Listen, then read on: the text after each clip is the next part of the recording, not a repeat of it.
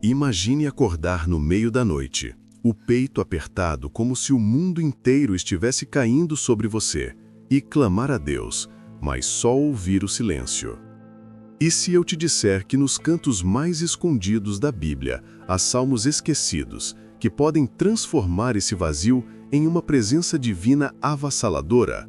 Hoje, vamos mergulhar em versos que poucos conhecem, mas que já salvaram almas da beira do abismo. Se você está lutando agora, não pare. Isso pode ser um milagre que Deus reservou para você. Era uma noite chuvosa de outono, daquelas em que o vento uiva como um lamento distante e o ar parece carregado de uma tristeza que penetra os ossos. Eu me lembro vividamente de Ana, não o nome real dela, mas uma mulher como tantas que você conhece, talvez como você mesma.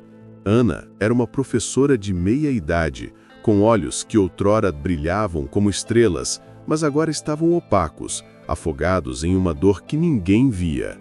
Seu marido a deixara após anos de um casamento que se desfez como areia entre os dedos, e o câncer que consumia sua mãe a fazia questionar se Deus ainda escutava as orações sussurradas no escuro. Ela se sentia abandonada, como se o céu tivesse se fechado para sempre, e o peso da adversidade a arrastava para um abismo, onde a fé tremia como uma chama prestes a se apagar. Ana vagava pela casa vazia, o relógio marcando as horas da madrugada como um martelar incansável no coração. Seus passos ecoavam no piso frio, e ela se ajoelhou no quarto, as mãos trêmulas apertando uma Bíblia velha, herdada da avó. "Por que, Senhor? Por que eu?" murmurava ela, as lágrimas escorrendo quentes pelo rosto, misturando-se ao suor do desespero. Era uma luta interna feroz entre a fé que a criara e o medo que a consumia. Ela folheava as páginas aleatoriamente, como quem busca um sinal em um mar de palavras, até que seus olhos pararam em um salmo que raramente é pregado nas igrejas lotadas, o Salmo 13. "Até quando, Senhor? Esquecer-te-ás de mim para sempre? Até quando esconderás de mim o teu rosto?" As palavras saltaram da página como um grito da própria alma, ecoando o mistério de uma presença divina que parece ausente justamente quando mais se precisa dela. Mas ali, no silêncio, quebrado apenas pelo tamborilar da chuva na janela, algo começou a mudar.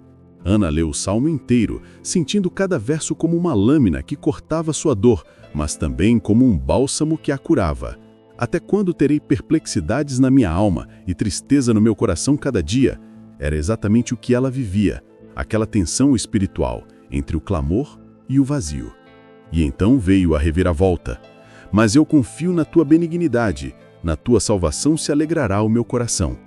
Uma revelação sutil, mas poderosa, um salmo menos conhecido que não promete o fim imediato da adversidade, mas convida a uma confiança cega, mesmo no escuro. Ana fechou os olhos e orou aquelas palavras, não como uma fórmula repetida, mas como um desabafo cru, vindo das profundezas da sua angústia.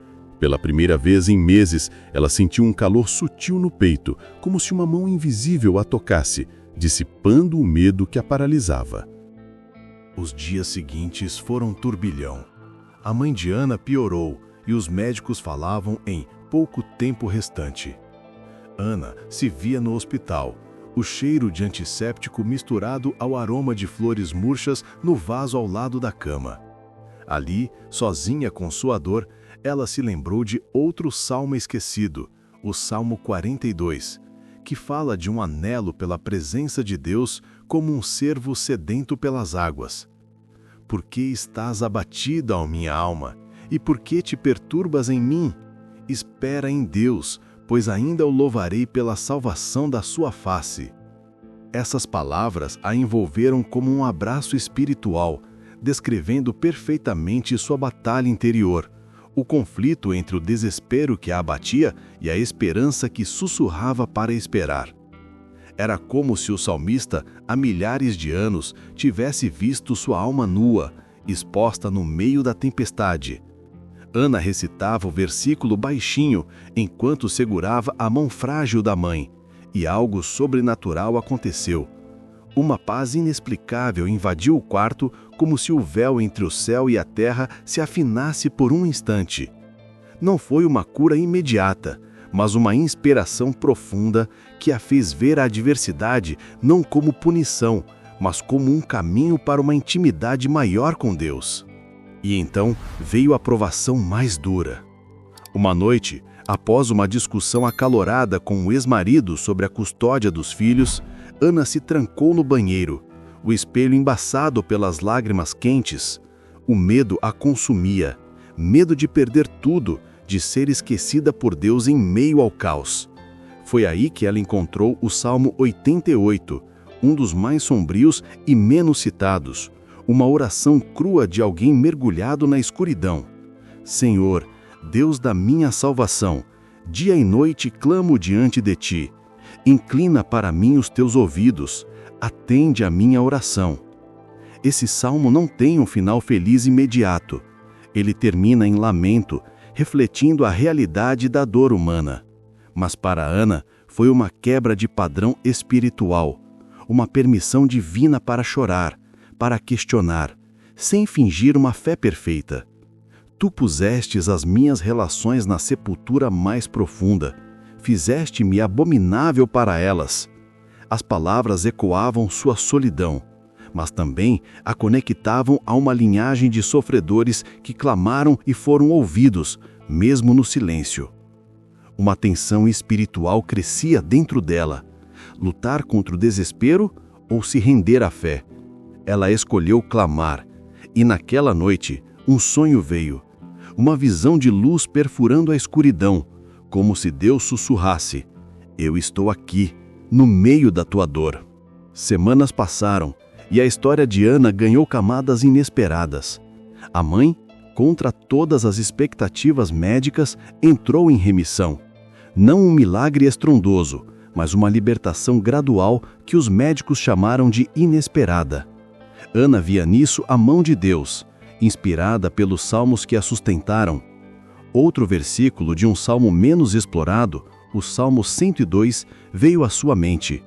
Ouviu o gremido dos presos, para soltar os sentenciados à morte. Era como se esses versos ocultos fossem chaves para portas espirituais trancadas, oferecendo conforto não através de respostas fáceis, mas de uma identificação profunda com o sofrimento humano. Ana começou a compartilhar sua jornada em um diário, e logo amigos que passavam por adversidades semelhantes vinham até ela sedentos por aquelas palavras esquecidas. O mistério se revelava. Salmos menos conhecidos não eram para as multidões, mas para as almas solitárias, nos momentos em que a fé é testada no fogo. Houve uma reviravolta espiritual final, que ninguém esperava. Ana se reconciliou com o ex-marido, não por amor romântico, mas por uma graça divina que amoleceu corações endurecidos. Sentados à mesa, com as crianças rindo ao fundo, ela leu para ele o Salmo 61. Ouve, ó Deus, o meu clamor. Atende a minha oração.